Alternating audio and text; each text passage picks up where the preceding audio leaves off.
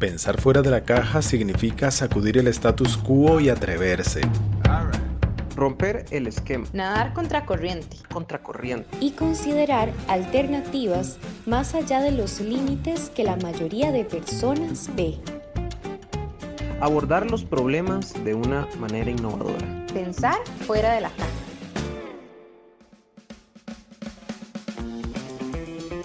Hola, soy Alonso Ramírez, investigador del Centro de Investigación y Estudios Políticos, CIEP, de la Universidad de Costa Rica.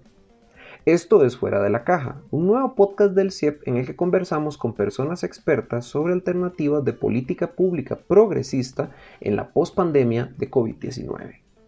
En nuestro primer episodio, tuve el placer de conversar con Nelson Villarreal. Él es filósofo, cientista político, docente e investigador de la Universidad de la República de Uruguay. Su especialidad es la política social y los derechos humanos, y él tiene amplia experiencia como asesor y consultor de organismos internacionales y como exsecretario de Derechos Humanos de la Presidencia uruguaya. Buena parte de su trabajo trata sobre la renta básica universal, una forma de política social que consiste en proveer a todos los ciudadanos o residentes de un país con un monto de dinero incondicional. La intención siendo garantizar un ingreso que cubra las necesidades básicas al margen de sus condiciones laborales o socioeconómicas. Es una propuesta que suena controversial, pero analistas de izquierda y de derecha la han planteado como una herramienta lógica y muy necesaria para la pospandemia. En este podcast, Nelson y yo conversamos sobre los fundamentos éticos y normativos de esta medida y las intricacias de su implementación, así como su relevancia en la formación de una nueva economía política para América Latina y el mundo. Fue una conversación muy interesante, la cual sigue a continuación.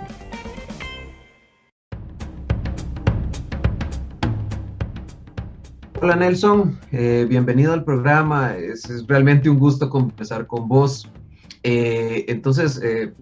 ¿Cómo estás vos? Bueno, muy bien, Alonso. Un placer realmente esta entrevista, este intercambio, digamos, ¿no? La querida Costa Rica que estuve en los últimos años, tanto ahí en la universidad, en relación con Naciones Unidas y el gobierno, me parece un placer y un honor poder intercambiar con ustedes. Acá mucho más frío que ustedes, en Uruguay. Qué gusto tenerte aquí en el programa. Empecemos de una vez con el tema, ¿no?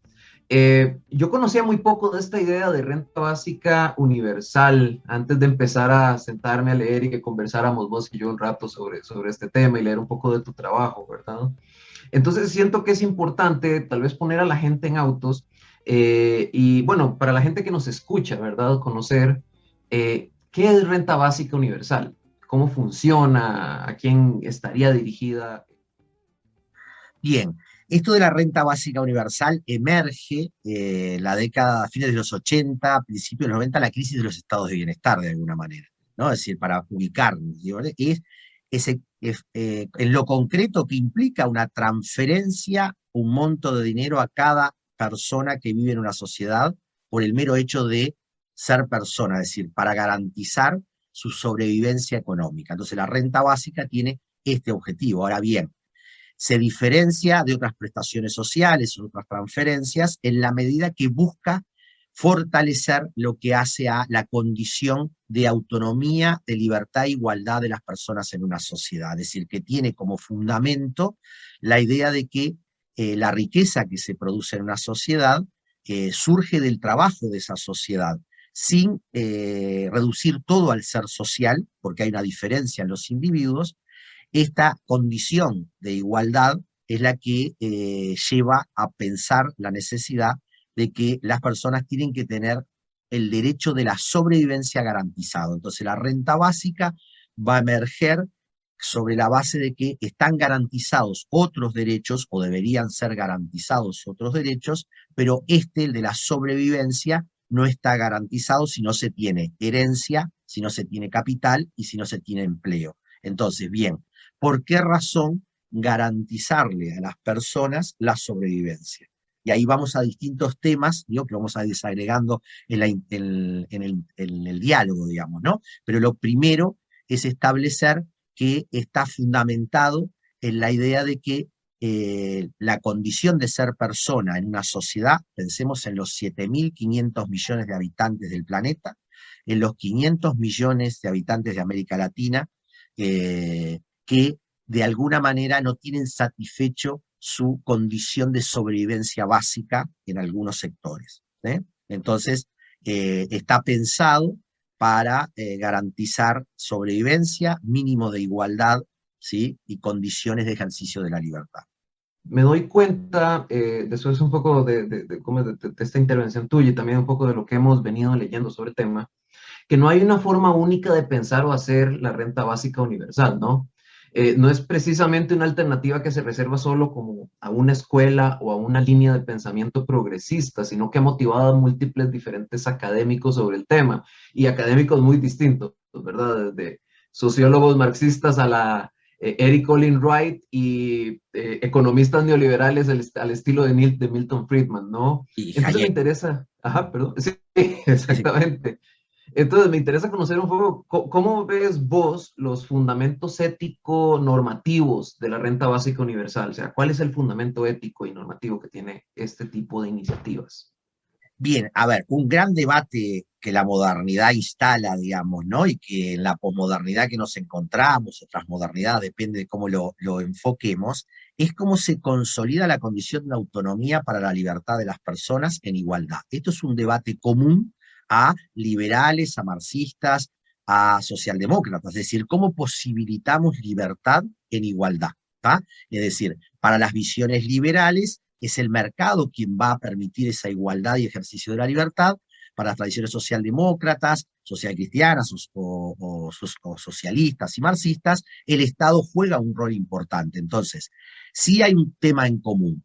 Todos están discutiendo cómo hacer en sociedades que se están transformando muy rápidamente, y podemos ver luego, ¿no? Por las condiciones tecnológicas, todo lo que tiene que ver con la sustitución de la mano de obra en el desarrollo productivo, ¿sí? Es decir, bueno, la pandemia lo que ha implicado, todas estas corrientes desde la década de los 80, 90, vienen discutiendo cómo se posibilita la igualdad para el ejercicio de la libertad, o cómo se posibilita la libertad para ser iguales, ¿no? Depende desde dónde lo enfoquemos, y son otros temas de filosofía política interesantes a tratar, pero que están detrás de esta idea, ¿no? Y entonces, las escuelas más neoliberales dicen, demos una transferencia para que la persona resuelva sus necesidades sin garantizar ningún otro derecho.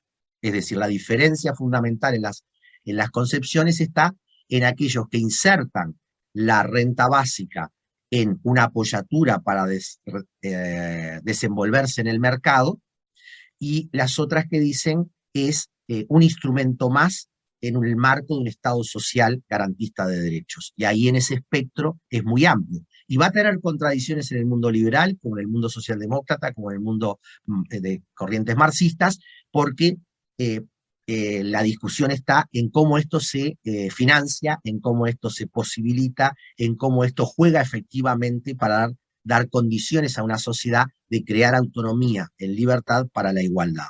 Entonces, la pregunta sobre los fundamentos éticos, lo primero es que la ética es la praxis de hacerse humano para el ejercicio de la libertad. ¿Están dadas las condiciones efectivas en lo económico en nuestras sociedades para que las personas puedan desenvolverse con relativa autonomía, o están dependientes o explotadas en determinadas condiciones, por más que tengan garantías de libertad política y social? Bueno, los críticos que nos encuadramos dentro de la línea del concepto de renta básica como un instrumento más dentro del Estado social, presuponemos o tomamos como diagnóstico de que, superadas las opresiones o explotaciones relativas a lo político y a lo social o a lo cultural, nos encontramos que hay, sin embargo, una condicionalidad muy fuerte donde las personas quedan dependientes en su autonomía económica. Entonces, sería de alguna manera una condición de efectivizar los derechos, ¿sí?, el reconocer esa autonomía económica, y la renta básica como un principio que es común, tengamos claro, ¿no?, a todas esas corrientes. Simplemente la diferencia, o la diferencia nada menor, es si es un instrumento unidimensional al cual se le da como apoyatura al individuo para que enfrente el mercado, le busque oportunidades y tenga iniciativa, o tiene que ver con garantizar otro derecho más para también ejercer iniciativa y tomar oportunidades, pero en un contexto de protección social. Profundizando precisamente este punto, porque es algo muy interesante que vos señalás en uno de los artículos que leí tuyos. Y sobre todo ahora que hablábamos de Friedman y los neoliberales, ¿verdad? Siempre está esta vieja discusión de que se tiene que apoyar solamente a quien lo merece, muchas veces basando esta idea del merecimiento en un sesgo muy problemático. Eso es exactamente. Este sesgo muy problemático, digamos, del aporte presidido del individuo o la familia a la producción económica nada más, ¿verdad? Sin embargo, en la discusión que vos desarrollás, lo trabajás más en términos de reconocer esta idea de una ciudadanía económica. ¿Qué significa eso? Bien, previamente lo que quiero decir, que quizás me faltó en la pregunta anterior, está ligado con esto de la ciudadanía económica, es cuál es el parámetro ético que la humanidad se ha puesto. Es los derechos humanos. Es cómo efectivizar los derechos económicos, sociales, culturales y ambientales. La pregunta es, ¿cómo se efectiviza el derecho económico? ¿Solo por herencia, iniciativa y empleo? ¿O debe garantizarse por el mero hecho de que las personas son sujetos de derecho y entonces deben de tener una condición económica básica, y acá lo introduzco, una cosa es lo básico, otra es la cuestión media o la cuestión alta? Estamos hablando de legitimar el reconocimiento del derecho económico básico, y ahí vamos a la ciudadanía económica. Es decir, la ciudadanía económica sería el paso del siglo XXI. De la misma forma que el siglo XIX peleó por la ciudadanía política, ¿sí?, que son los derechos políticos, el siglo XX por los derechos sociales, que son la ciudadanía de ser reconocido en esos derechos sociales, el siglo XXI debería reconocer el derecho económico, es decir, no solo como tener herencia, tener iniciativa o tener empleo, y por tanto la meritocracia que hablábamos falsea, como dicen varios premios Nobel de Economía, cuáles son las condiciones reales en las que las personas pueden desarrollarse. Es decir, en realidad, un 80% de lo que desarrollamos está apoyado en las condiciones sociales en las que estamos, no solamente en nuestra iniciativa individual. Por tanto, la ciudadanía económica no podría estar ligada al hecho de que si tengo herencia, tengo iniciativa o tengo empleo. Debe estar ligada al reconocimiento del derecho de ser persona. Esto ata a la ética, ata a la política y ata a la ciudadanía democrática. En esta línea, te haría la pregunta, ¿es la renta básica universal una forma de ampliación de la democracia? ¿Una forma de ampliación de las democracias en Latinoamérica? En el mundo, ¿no? Hay una red, la red del bien, ¿no? O sea, que articula básicamente desde Barcelona. Europa está discutiendo su carta de ciudadanía respecto al tema del derecho económico, ¿no? O sea, cómo llegar, y probablemente Europa llegue, la Unión Europea, a reconocer una renta básica mínima. España hizo un ejercicio, hay distintas experiencias que se pueden ver en ese sentido, que aún son fragmentarias, pero van sobre la línea de constatar de que hay un derecho no garantizado. En América Latina este tema está en discusión, la propia CEPAL lo lanzó ya el año pasado en contexto de pandemia, planteando la necesidad de una renta básica de emergencia, se lo planteó como transitorio, no como universal y permanente. Pero ya se está constatando de que las transformaciones, como decíamos, tecnológicas, económicas, de acumulación de capital, los mecanismos nuevos de distribución, reclaman otro instrumento que permita que las personas puedan justamente desarrollarse y no queden excluidas de distintas formas, ¿no? Entonces, la red de renta básica de América Latina, en la que participamos varios países, de Costa Rica también hay gente que está participando, estamos justamente debatiendo cuáles son los mejores instrumentos y cuáles son justamente las condiciones de restricciones, de desigualdades, de condiciones fiscales, de condiciones económicas, se podría introducir o no este instrumento, ¿no? Pero la clave, y si yo desde la filosofía y la ciencia política lo hablo desde lo normativo, y qué importancia tiene lo normativo para establecer las condiciones de cómo se llevarían adelante este tipo de instrumentos, ¿no? Pensar fuera de la caja. Hablando de eso, la idea de la renta básica es un tema que, bueno, que me está interesando muchísimo, pero no dejo de pensar en que muchos para este momento, de que las personas que nos escuchan estarán cuestionando cómo implementarla, ¿verdad? Y tengo algunas preguntas yo mismo también sobre el tema, ¿verdad? Entonces, quizá vamos con algunas de las críticas que por lo menos he visto que son más usuales, ¿verdad? Algunos críticos dicen que si uno ofrece dinero incondicional a la gente, ¿verdad? La gente no estaría tan incentivada a trabajar tanto como lo hacía antes, ¿verdad? Y de pronto se genera, digamos, como esta discusión entre la renta básica universal y la disposición del trabajo, la disposición a trabajar de la gente, ¿verdad? ¿Cómo se responde a esta crítica? ¿Cuáles serían los efectos o cómo se piensa la renta básica universal en términos de trabajo? Sí, trajiste varios temas y yo creo que desagregarlos parece importante por varias razones. La primera es presuponer que las sociedades hoy son menos productivas que antes, por el contrario, son mucho más productivas, trabajan mucho más. La pandemia ha demostrado, los que somos docentes, el tiempo, o como investigadores, el tiempo que agregó las formas virtuales. Por tanto, hay un prejuicio respecto a que si nosotros recibimos un derecho, vamos a ser más vagos. Entonces, este debate, yo lo llevaría al debate que en pleno proceso electoral en Estados Unidos, Sanders y el propio Biden le preguntaban a los republicanos, ¿no? ¿Por qué razón Canadá logra mejores equilibrios teniendo una economía que en realidad es menor que la de Estados Unidos? Por tanto, la idea ultraliberal, ultraconservadora, de que si yo transfiero recursos a una persona se va a transformar en más vaga, en realidad es falsa, porque en realidad el que yo tenga garantizados, por ejemplo, derechos a la salud, a la educación, a la vivienda o a los cuidados, no me hace más vago, me hace con mayor estabilidad para tomar iniciativa. Entonces, el debate no es si las transferencias van a generar una condición de menor disposición al trabajo. La discusión es, para mí, en otro plano, ¿no? Un plano es la importancia de garantizar los derechos para que las personas se desarrollen en autonomía y por tanto estén mejor posicionadas para negociar niveles de empleo, puesto que si alguien tiene que negociar un nivel de empleo en una situación de dependencia absoluta, va a asumir un salario mucho más bajo. Si tiene garantizada la subsistencia económica, va a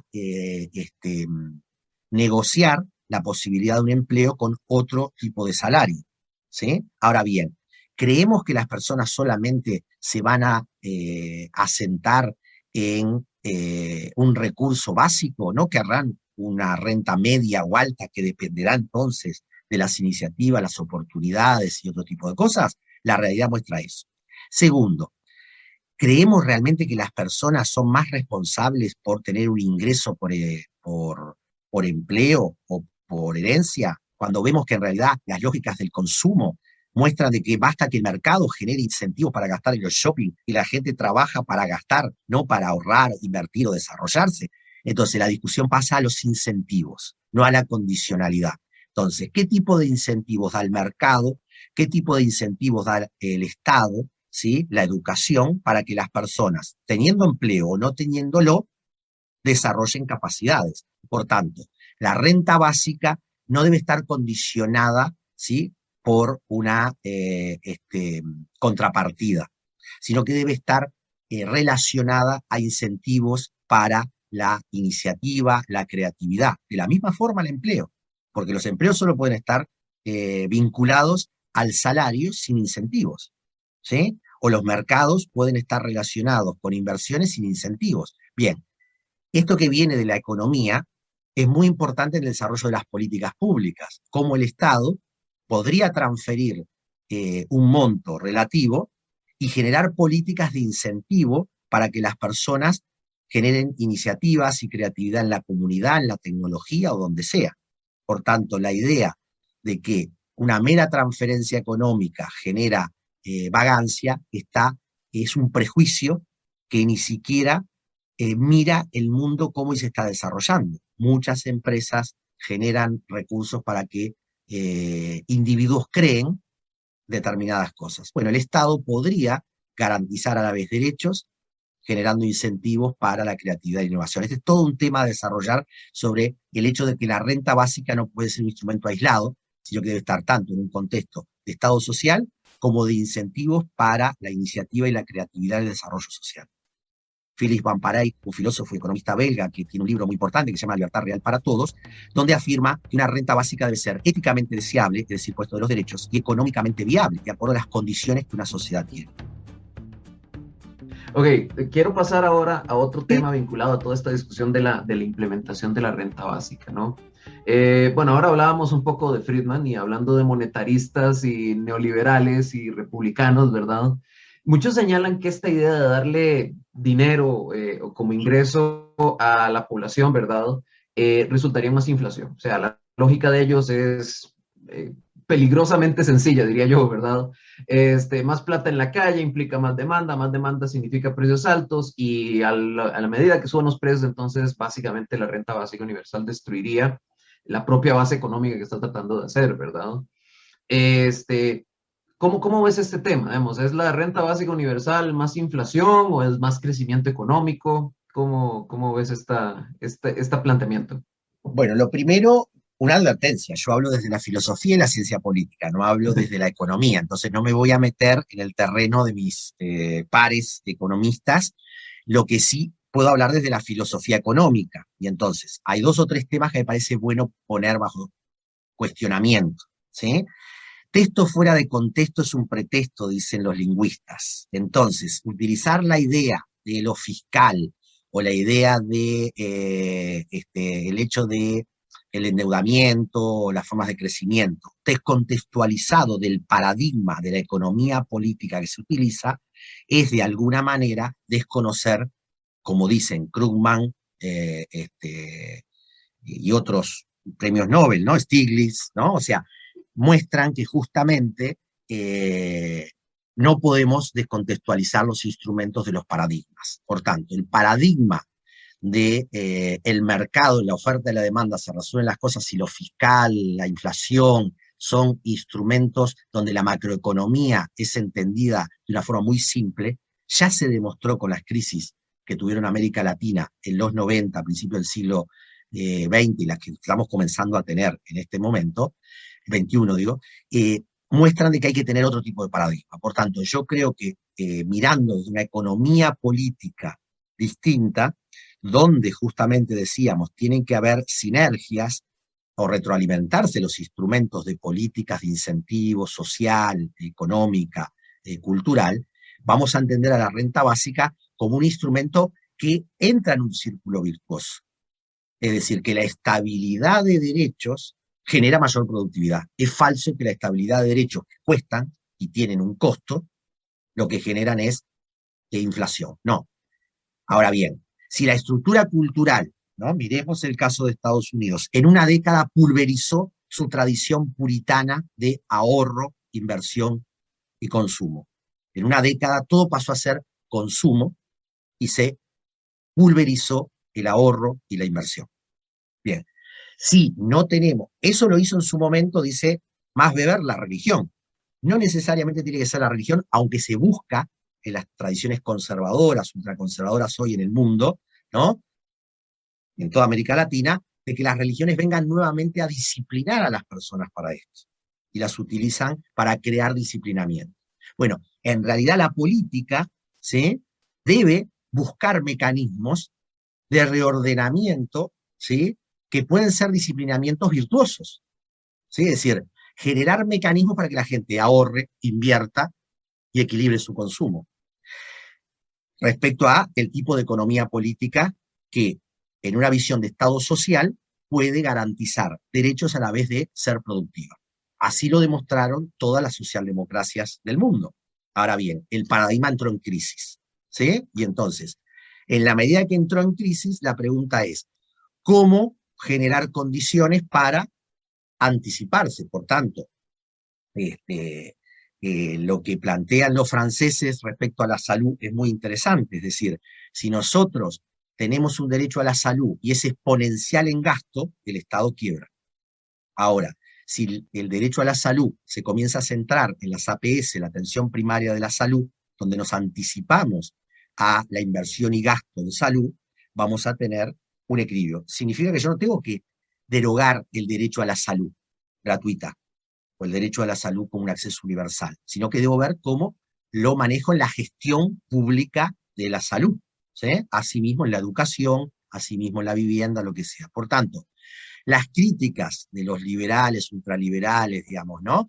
O neoliberales a que introducir una renta básica en un contexto de Estado social, porque ellos están de acuerdo introduciéndola, eliminando todos los derechos,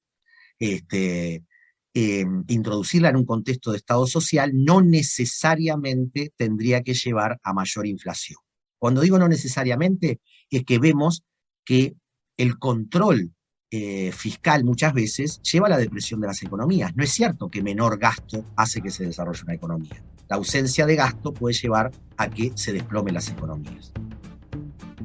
Quería tomar ese último punto, que tiene que ver más bien con esta discusión de deuda. Y es una discusión que te la voy a plantear en forma muy como complicada, ¿verdad? Porque son realmente dos temas y no uno.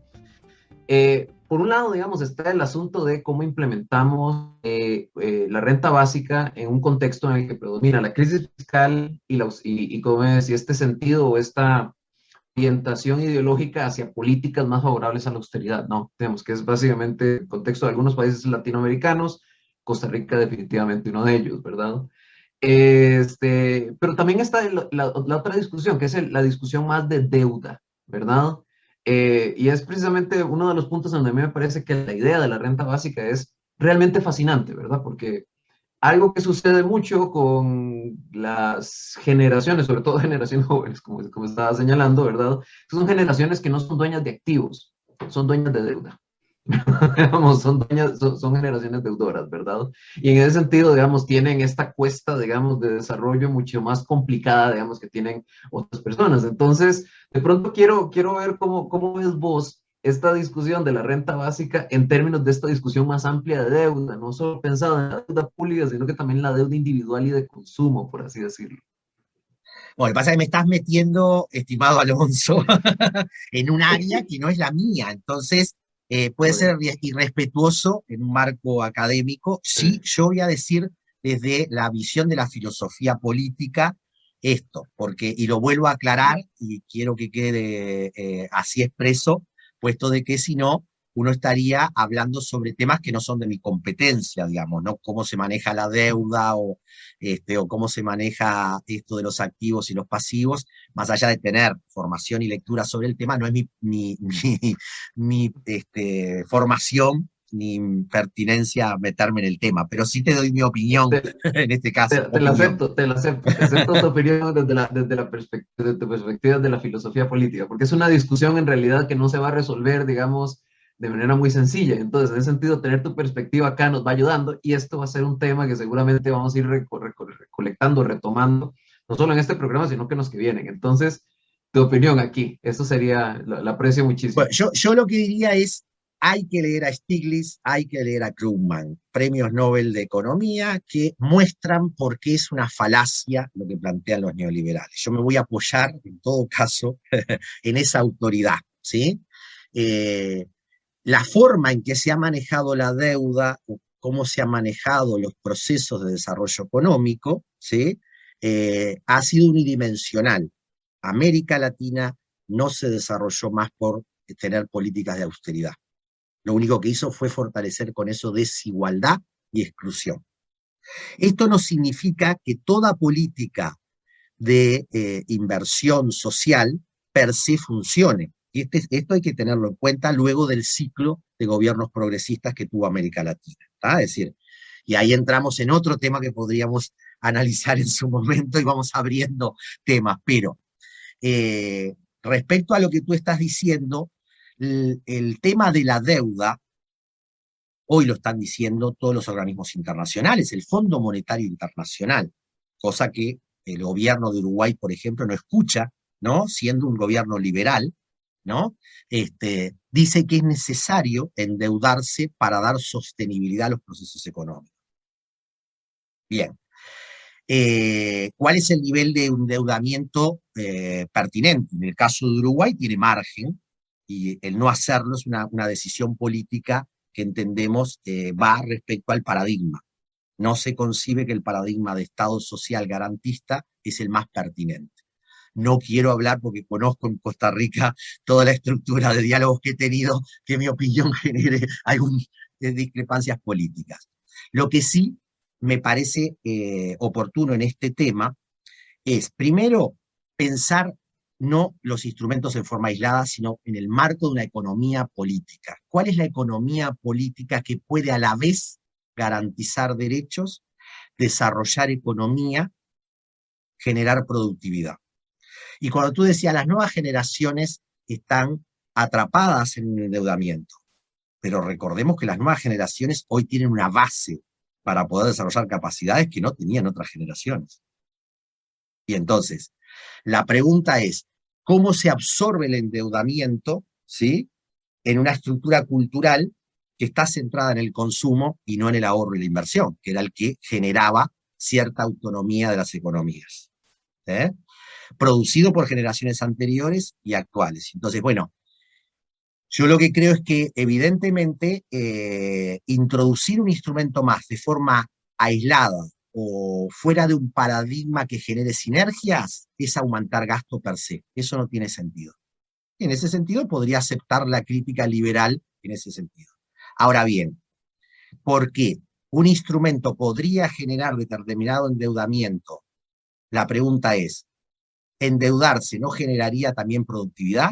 Entonces, el cómo y desde dónde el endeudamiento debe estar vinculado para que se genere mayor condición de desarrollo económico, de productividad y, por tanto, de garantía de derechos, que haga que las sociedades, los individuos, sean más autónomos y autónomas, ¿no? Entonces, me parece que la discusión va más sobre la base de qué tipo de economía política es integral y da garantías en distintos niveles, y cuando una economía política es unidimensional, que lo puede ser en lo liberal como también en lo progresista.